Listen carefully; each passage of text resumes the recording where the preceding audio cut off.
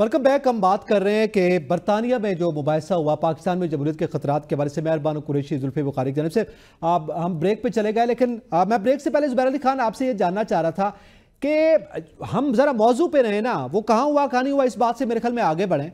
ये बताइएगा कि बैनुल अक़वामी मीडिया पे भी पहले भी ये डिस्कस होता रहता है, अगर वहाँ पे हुआ बरतानिया में ये डिस्कस हो रहा है, हम ये सवाल कर रहे हैं कि इसका इम्पैक्ट क्या होगा पाकिस्तान के हवाले से। ज़ुबैर, इससे पहले अक़वाम मुत्तहिदा के जो वर्किंग ग्रुप है की भी रिपोर्ट आई आज, जो बरतानिया के चंद पार्लियामेंटेरियन उस कॉन्फ्रेंस में मौजूद थे या इजलास कह लें उसमें मौजूद थे। उसमें भी उन्होंने जो अक़वाम मुत्तहिदा की वर्किंग ग्रुप है उसके ऊपर अमल दरामद करने पर जोर दिया और साबिक वज़ीर आज़म इमरान खान को जिस तरीके से उसमें कहा गया है कि ये गैर कानूनी तौर पर उनको गिरफ्तार किया गया है, उनकी रिहाई का मुतालबा किया गया है। इससे पहले जो है वो अमरीकी अवामी नुमाइंदगान में भी एक करारदाद जो है वो मंजूर हुई है। तो अब पाकिस्तान जो है वो ये पाकिस्तान में हो या देखें जिस तरीके से आप पूरे ये जो आप कहते हैं कि जो पूरी दुनिया है ये ग्लोबल विलेज बन चुका है। अगर पूरी दुनिया में कहीं पर भी कोई इंसानी हुकूक की खिलाफ वर्जी होती है तो वहां पर बहस तो होती है, और पाकिस्तान में अगर ये हो रहा है और पाकिस्तान में अगर आईन और कानून की खिलाफ वर्जी हो रही है, इंसानी हुकूक की खिलाफ वर्जी हो रही है, अक़वाम मुत्तहिदा के मुख्तलिफ चार्टर्स और MOUs की जो खिलाफ वर्जी हो रही है, तो उसके बाद तो आईब्रोज जो है वो रेज होनी है। और ये हम ये कह सकते हैं कि क्यों पाकिस्तान के बारे में बरतानिया या अमेरिका या किसी और मुल्क में पाकिस्तान के हवाले से बात की जा रही है। ऐसा नहीं है, ये न सिर्फ पाकिस्तान की बात होती है बल्कि दीगर ममालिक के अंदर भी इस हवाले से बात होती है।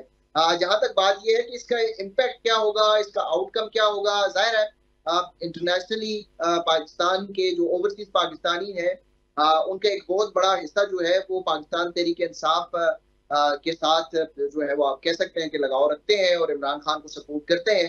तो उन बड़े हिस्से को ओवरसीज जो गैर जो पाकिस्तान के जिस तरह बरतानिया है या अमेरिका है वहां पर बहुत ज्यादा तादाद है ओवरसीज की, तो उन नेशनल्स को भी, उन सिटीजन्स को भी जो है वो अपील करने के लिए पाकिस्तान की बात करना इंतहाई जरूरी है।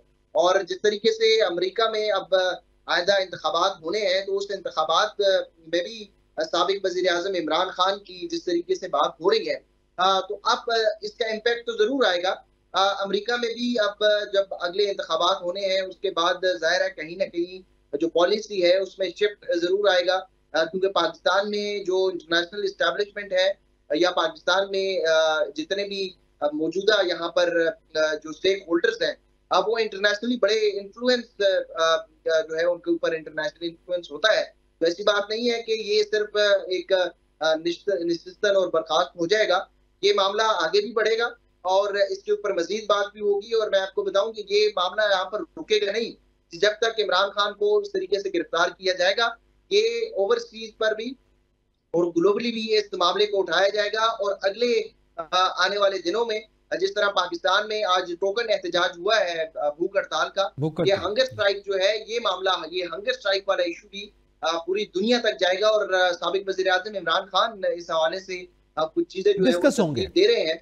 ठीक है। और उस पे जो इंटरनेशनल चैप्टर्स हैं वो भी हंगर स्ट्राइक ऑब्जर्व करेंगी, जिसकी वजह से ये इंटरनेशनल चीजें डिस्कस होंगी।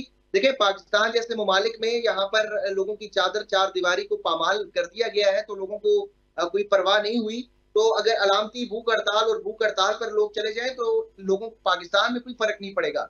अलबत्ता ओवरसीज में, वेस्ट में इसका एक बहुत बड़ा इम्पैक्ट होगा कि पाकिस्तान में जो जुल्म हो रहा है और जो इंसानी हुकूक की खिलाफ वर्जी हो रही है उसके खिलाफ अब लोग हंगर स्ट्राइक पर जा रहे हैं।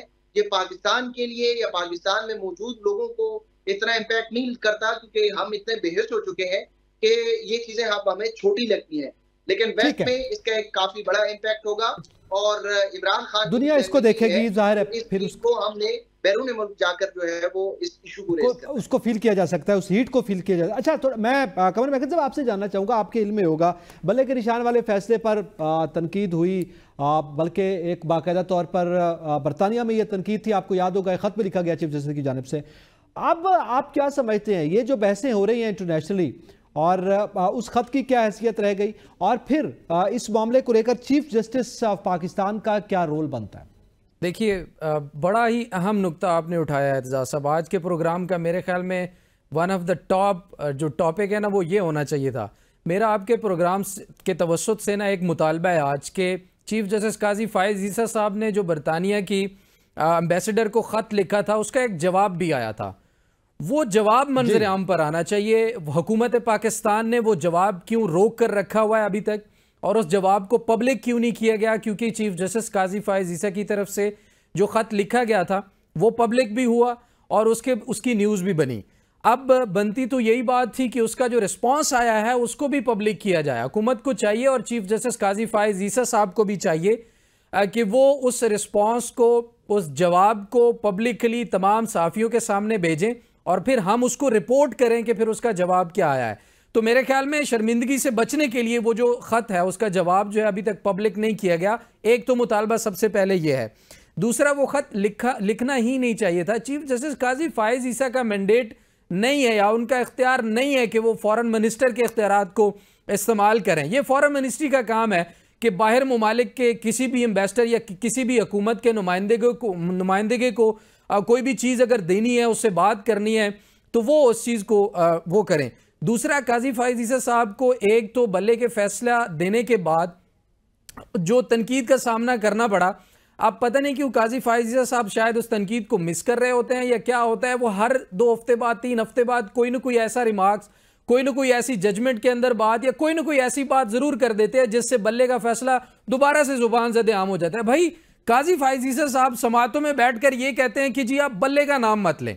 वो फैसला था, वो केस था इंट्रा पार्टी इलेक्शन का। वो मिन्नतें कर रहे होते हैं लोगों का कि भाई बार बार बल्ले का केस, बार बार बल्ले का फैसला मत बोले, इंट्रा पार्टी इलेक्शन बोले, इंट्रा पार्टी इलेक्शन का केस बोले, लेकिन सारे बार बार बोलते बल्ला। मेरे ख्याल में काजी फायज़ ईसा साहब की अब तो ये बल्ले का केस, बल्ले का फैसला, बल्ले का खत, बल्ले के खत पर जवाब और ये सारी छेड़ बन चुकी है और ये उनका पीछा मेरे ख्याल में ताहयात नहीं छूटेगा इस चीज से। और उस खत को ना ही लिखते तो मेरे ख्याल में बेहतर था। अभी तो बल्ले का रिव्यू भी लगना बाकी है।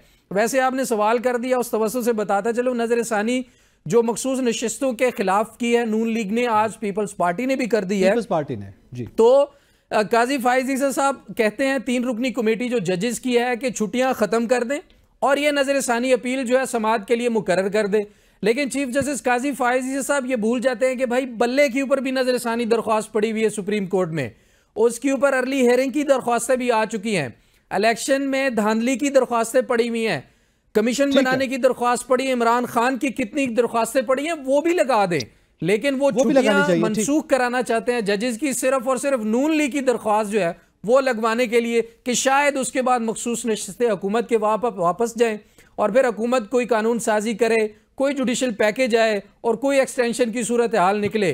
तो मेरे ख्याल में अब बस कर दें, बहुत ज़्यादा चीज़ें ओपन हो रही हैं और दुनिया भर में ये डिस्कस भी हो रही है यकीनी तौर पर। लेकिन बहरहाल आनू में इसके क्या असरात होंगे वो प्रैक्टिकली भी हमें देखने में मिलेंगे कि वो होते भी हैं या नहीं होते।